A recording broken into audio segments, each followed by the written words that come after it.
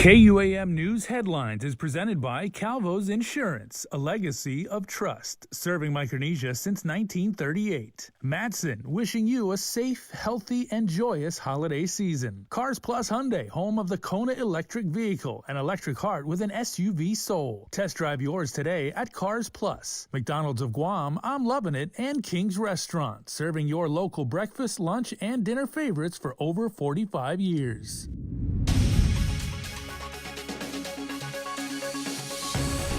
Coming up now in your New Year's Eve edition of Prime Time, COVID response and economic recovery are at the top of the governor's list of the year's issues. Plus, through COVID surges and new variants, it was quite the challenging year for public health. And from solving crimes and increasing manpower, the Guam Police Department recaps the year 2021.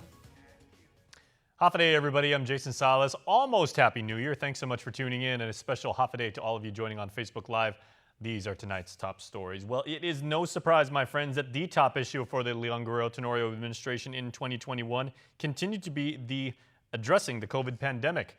Governor Lou Leon Guerrero says while protecting the community against the virus topped her priorities, economic recovery was the next highest on the list. To save lives and to recover our economy and to protect our people.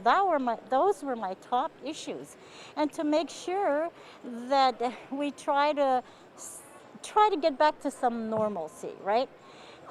Knowing that this virus is going to be here. I just want to also say that this virus eventually is already endemic to our island. And we have to accept the fact that this virus is going to be with us. In short, like chickenpox and the measles, COVID will not be going away. It will likely remain at a baseline level that the community will continue to have to deal with. And it's not going to be that difficult, I don't think, because we have vaccines, we have advanced treatment, we have advanced surveillance, we have advanced testing, all of these. The governor says the science is very clear. Booster shots are the best protection against new variants, and the public should also continue with the available multi-layered defenses such as wearing masks, washing hands, and watching your distance. And as we learn to live with the virus, more and more of the focus in 2022 will shift to the other top priority of economic recovery. Now, I also want to make it very clear that I am assuming, and my decisions are on the assumption that Omicron is here, right? Make that assumption, because then based on that, I will make my decisions. For Guam's News Network, I'm Nestor Lecanto. And our next story has to do with the legislature, as keeping a close watch on public expenditures and maintaining government transparency is precisely what your elected speaker said was the focus of the 36th legislature in the year 2021. In fact, Therese Terlahi said this year may have seen senators conducting more oversight hearings and informational briefings than ever before. It's unprecedented, really, the oversights that we have had, and even the agencies that we have had oversight on, in order to shine the light on what these agencies are doing to ensure that they are not bypassing laws regarding procurement, to find solutions to some of these long-standing problems. She believes the legislature has been effective in its role of maintaining the checks and balances between the co-equal branches of the government.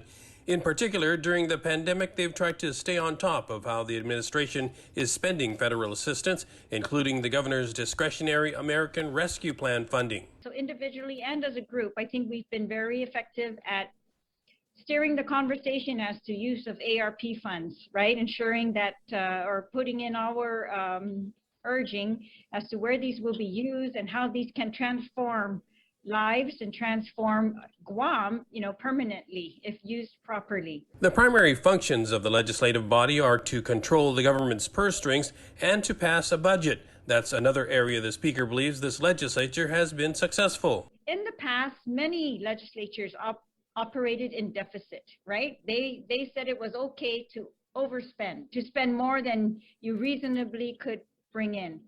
And we've done the opposite. We've been very conservative in predicting what the government's going to bring in revenue in these challenging times. And we've been very judicious as how that will be spent. She says it's resulted, for example, in the government's budget deficit being paid up and timely payments of income tax refunds. The speaker adds that keeping an even closer eye on government revenues will be their continued focus heading into 2022. I don't like the term excess or surplus revenues because it kind of paints a distorted picture. When you look at, overall in the past few years, of course, we've been operating at a much reduced budget. So I think we have to be very careful how those monies are spent. There are programs that cannot be funded with federal funds. And those are, for me, what we need to make sure, if there are critical needs that cannot be funded by federal funds, that we have enough local funds to address those critical needs. And there are many. For Guam's News Network, I'm Nestor Lecanto. And with the year winding down, the Department of Public Health shared what they believe were the most important topics, issues, and stories of the past 12 months. For public health, it's been a challenging year due in part to the presence of the Delta variant that rampaged throughout the island for months. Public Health Public Information Officer Janela Carrera. 2021, was also a big year of just coming together and doing the best for our community.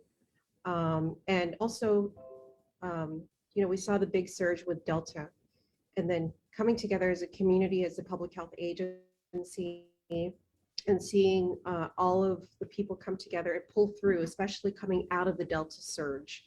I think a lot of us were struggling, facing so many challenges. We saw many deaths, many people hospitalized, many people who just were hopeless. But at the end of it, we all came out, we all overcame that challenge, and finally saw what we could do if we all came together. There were many obstacles that public health had to overcome, and Carrera said there wasn't just one that really stood out. It's really hard to narrow it down to just one story or even just a few stories, but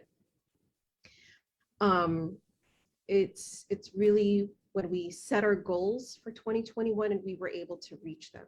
So we had, Operation Liberate Guam and reaching certain goals and then meeting them. And then also seeing how much support that we got from the community, from our federal partners. So when we saw that surge and we reached out to our federal partners with the CDC, HHS, FEMA, and asking for help because, we can't do this alone. Like any other agency, public health wants to improve and grow to better serve the island. For public health and for us, I think as long as we stick together and we remember all of the things that we had done, remember all the challenges that we had faced and what we did to overcome them, I think, we can do all of that again and we can come out stronger. So I think my hope and our hope for 2022 is that, we don't lose sight of who we are as a community, and that remind ourselves that we are resilient, that we can overcome this. My hope is that, and our hope is that, people will remember, why we do this, who our loved ones are, why we need to get the booster shots, why we need to get vaccinated. Carrera added that what public health does is to protect the island from future COVID surges and diseases. Daniel Perez reporting for Guam's News Network. And one of the most critical programs to affect many Guameans over the last 12 months was the Pandemic Unemployment Assistance Initiative. It was developed as the first ever unemployment program for Guam, as it was a godsend for the thousands who remained tragically without work. So that was a major undertaking to design a system and, put it together with all the rules and the regulations in place. And I'm quite proud of what we have accomplished. Guam Labor Director David De La Sola also credits their software vendor for helping to stand up the program literally from scratch. That was the best thing that ever happened, was finding them and getting them on board. And they were able to put together a program from nothing with us going over the rules and the regs and designing it and tweaking it. The biggest challenges were the massive number of fraudulent claims that poured in, mostly from the mainland. At one point, nearly 90% were bogus, which De La Sola says often delayed the processing of legitimate ones.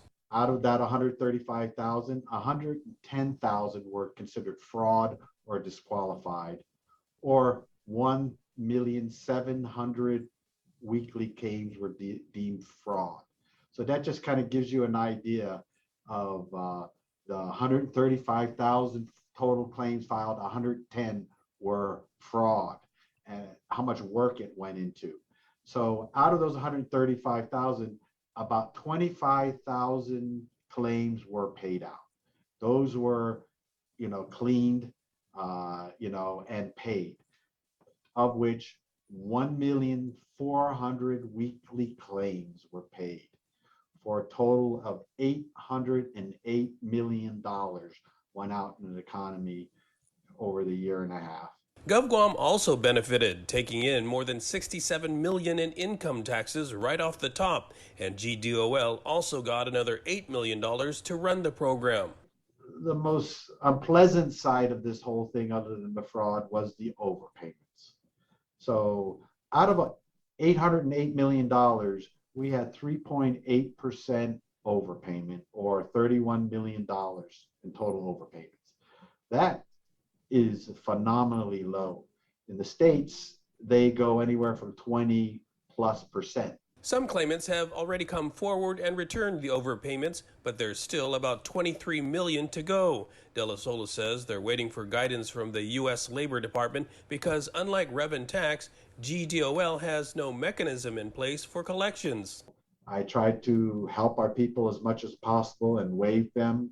I have to follow strict guidelines. There can't be any fraud or intentional filing for the money.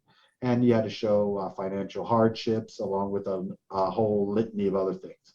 And if I get too lenient, they could turn around and make it a disallowed cost, and then the government would have to pay for it. But the human impact of the PUA program in 2021, and even for parts of the year before, were immeasurable for so many.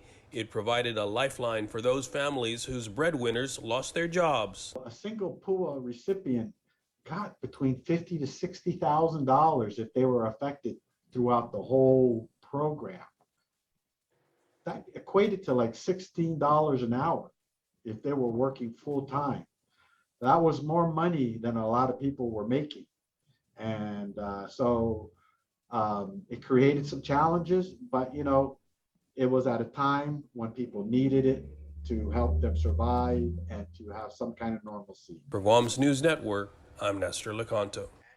My friends, please stay tuned because your New Year's Eve edition of Primetime continues right after this.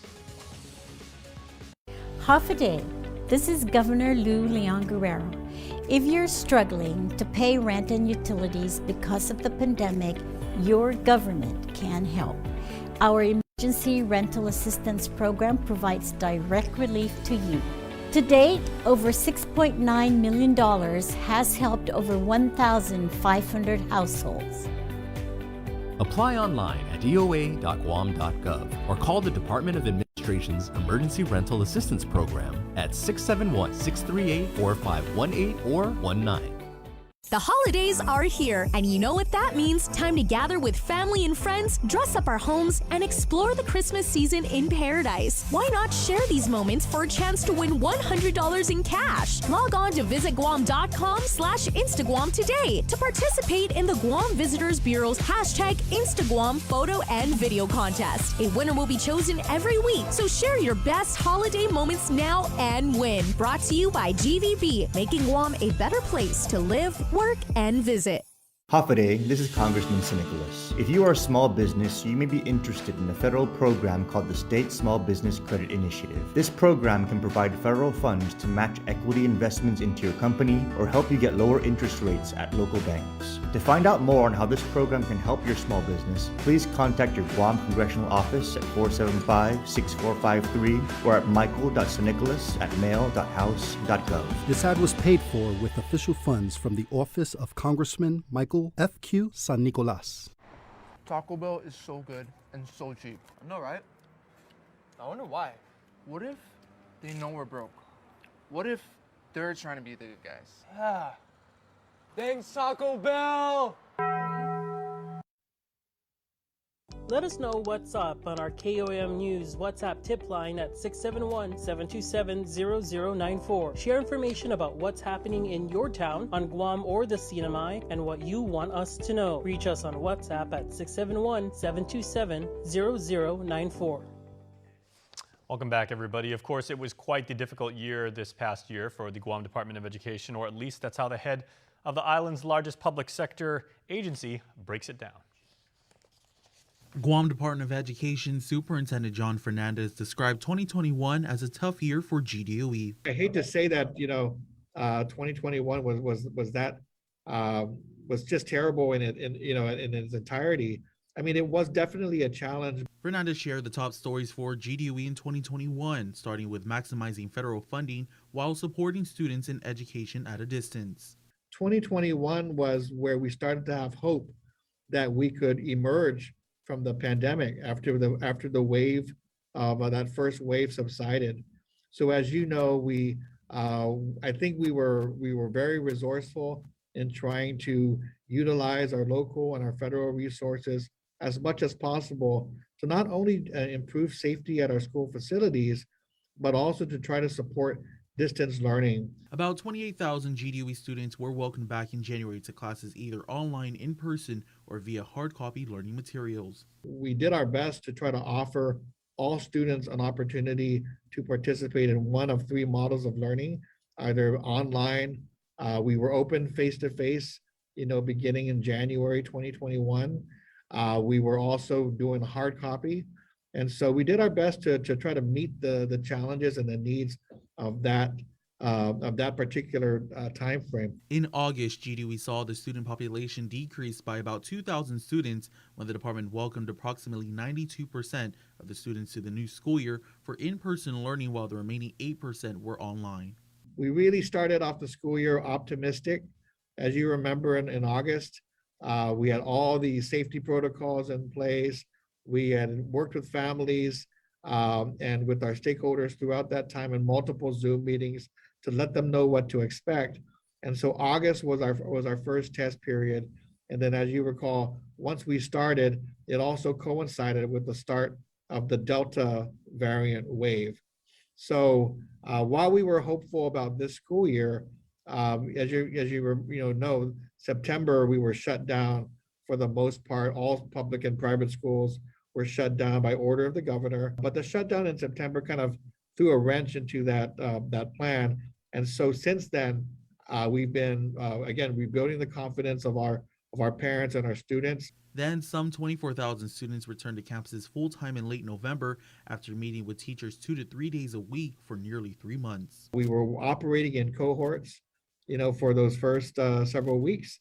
And then at the end of November, we were finally able to get kids back for 5 days of instruction. And that went, really well for the 3 weeks that we were able to do so, before the Christmas break. The superintendent shared his wishes for the island's largest public school system for 2022. So it's really about building around those 5 days of instruction, maximizing the use of those federal resources to support teaching and learning. And if, again, we want to climb back from this pandemic, and we want 2022 to be the year that we emerge and, and really begin a sustained recovery for all of our kids and for our entire community. Reporting for Guam News Network, Guahusi Isaiah Uggan. And we continue our look back at the year 2021. As to say it was quite the busy year for the Guam Police Department would be a big understatement. Here's Guam's top cop on how he felt about the last 12 months and looking ahead to 2022. Success is a word that GPD Chief Stephen Ignacio would use to describe the year, referring to beefing up of manpower and the solving of cases. But he realizes that the COVID pandemic has thrown a wrench into some of GPD's plans. A lot of the things that we like to do as far as, getting engaged with the community, we've had to put those things on hold, and it's really, we really miss that opportunity to get out and work with our neighborhood watch groups, our mayors, and just the community in general, and having that face-to-face conversation with them about things that affect them and how we can better serve them. An eventful year indeed. Ignacio focused on 5 moments that stood out to him. The first being COVID response. GPD officers were assigned to quarantine and isolation facilities. With the two now fused together, it allowed for some of the officers to go back to regular operations. The second is a continued police officer training and hiring. The next one, is the solving of 2 very key homicide cases. Since Mr. Michael Castro was reported missing, the case never went cold. It was actively being investigated, and we followed up on all the leads that we had. I met with the Messier family, and they were asking about the disappearance of their family member, Mr. Adam Messier. We worked on that case as well, and during that same week that we solved the Michael Castro case, on the same day, actually, we solved the Adam Messier case. And on the same week, we were able to recover remains for Mr. Castro and Mr. Messier. And I think that's unprecedented, even in my 32-year career in the Guam Police Department, to solve 2 cases within days of each other. And, in these cases, where the bodies were buried or hidden. Next on the list, the procurement of new patrol vehicles and a marine boat, which will help GPD tremendously. Lastly, the cracking down on drug cases. Let's not be mistaken, there is a drug problem in Guam, and I've always said this, the drug problem is not specific only to the Guam Police Department. We as a community need to work together to solve some of our drug issue. It starts from the home and making sure that we provide an environment where, our children don't resort to using drugs. Like with everyone else, he hopes to get out of the COVID pandemic in 2022. I'd like to wish everybody a safe and happy and prosperous New Year from your men and women of the Guam Police Department. Reporting for Guam's News Network, I'm Jonagan Charfris. And finally, to regional headlines. The CNMI's top headlines have piled up just in the last few weeks of 2021 alone, as Saipan continues to battle its first COVID-19 surge, as you know, and after months of no community transmission, and articles of impeachment were brought against Governor Ralph Torres in the House. The CNMI closing the year with a 1-2 punch, its first COVID-19 surge and the impending impeachment of its governor. COVID-19 cases now totaling over 3,000 in a matter of weeks, more cases and deaths recorded since October 28 than ever before. Not long after, federal help arrived. We were given the mission to help staff the monoclonal antibody clinic as well as the mass vaccination clinic. An aggressive contact tracing and vaccination campaign rages on. Don't want you to be hospitalized. We don't want you to fill a bed. We want you to be able to get this treatment. With the looming threat of Omicron, the frontline battle continues after months of no transmission on Saipan. Meanwhile, a political battle was also waged. The investigation into CNMI Governor Ralph Torres escalating to the introduction of articles of impeachment in the House. Parabehu introduced the House Resolution 22-14, impeaching Ralph De Leon Guerrero Torres, Governor of the Commonwealth of the Northern Mariana Islands, pursuant to Article 2, Section 8 of the Constitution of the Commonwealth for commission of felonies, corruption, and neglect of duty.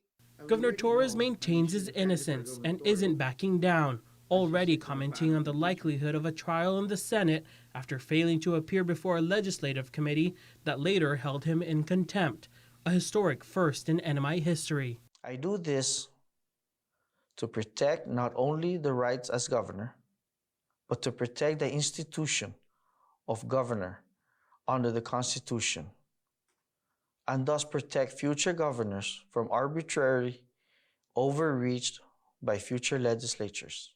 The battle at the front line and the highest office will spill over into 2022. Tomas Manglotnia for KUAM News. Please stay tuned. We're going to bring you a look back at the year in island sports when we return.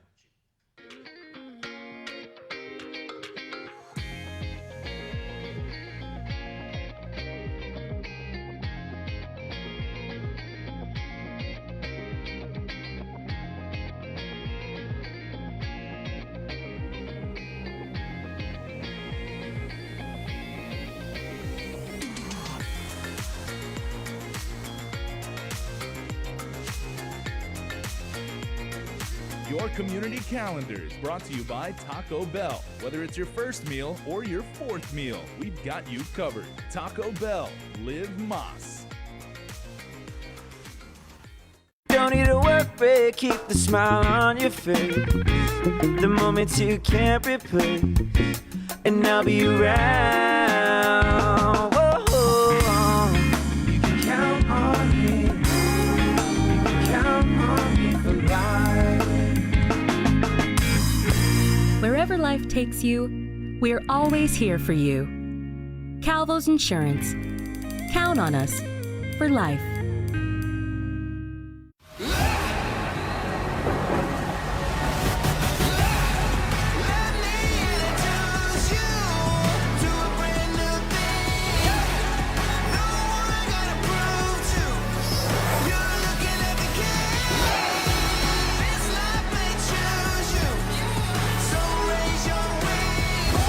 The all-new Hyundai Tucson.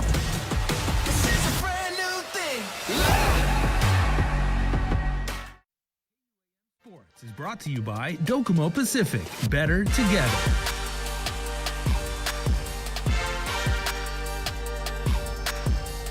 KUAM Sports Top 10 Moments of 2021. At number 10, NBA coach Terry Stotts making his way back to the island after 38 years. Stotts was inducted into the UOG Hall of Fame, joining his father, Frank, who was also a member. Coach Terry played for the Tritons when he was only 16 years old. At number 9, Friars basketball coach Eddie Pelkey retires after winning the ESA Basketball League championship with over 20 years of coaching under his belt. Pelkey finished his coaching career on his terms, bringing home another title to his alma mater. At number 8, the Southern High Dolphins football team made history, placing for the first time. Southern beat GW in the consolation game of the ESA Football League, finishing in third place. At number 7, Guam's Ninja Warrior Darren Perez advanced to the national finals of American Ninja Warrior held in Las Vegas. Perez came up short of advancing to stage 2. At number 6, Dylan Kittigwa completes the Moab 240 endurance run. The 240.3-mile foot race had to be completed in 112 hours or in about 5 days. At number 5, the Bank of Guam men's national basketball team held down home court against Chinese Taipei in the FIBA Asia Cup 2021 qualifiers held at the UOG Calvo Fieldhouse. Team Guam defeated Chinese Taipei 77-72. At number 4, former Olympic weightlifting national team member Julius Naranjo helped coach Philippines Olympic weightlifting athlete Heidelin Diaz to the nation's first Olympic gold medal. At number 3, FD wins their 6th consecutive high school football title, 26-8 over Guam High. The Friars' win streak stands at 57-0. Number 2, Dartmouth women's rugby player and team captain Ali Atta finishes her career with the national championship. Dartmouth defeated Army in the season finale. Atta is now a 2-time national champion. And at number 1, DeAndre Cruz earns a Division I scholarship to play football at Stony Brook University, located in New York. The San Mateo College graduate plays linebacker and is the first homegrown Chamorro football player to play at the D1 level. In programming news, we keep it rolling into 2022 with all of your NFL action right here on the stations of KUAM. Monday, January 3rd at 4 in the morning on KUAM TV 11, NFL on CBS, New York Giants at Chicago Bears. Switch the channel over to KUAM TV 8, Monday, January 3rd at 11:20 in the morning, NBC Sunday Night Football, Kirk Cousins and the Minnesota Vikings at Green Bay taking on Aaron Rodgers and the Packers. KUAM Sports is brought to you by Docomo Pacific. Better together.